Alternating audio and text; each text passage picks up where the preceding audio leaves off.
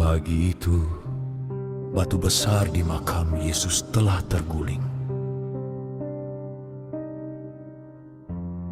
Kain kafan tertinggal, tetapi tubuhnya tidak ada.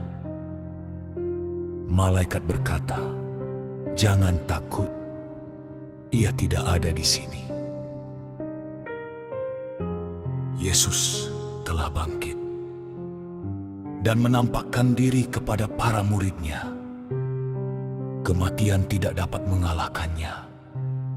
Yesus hidup dan membawa harapan bagi dunia.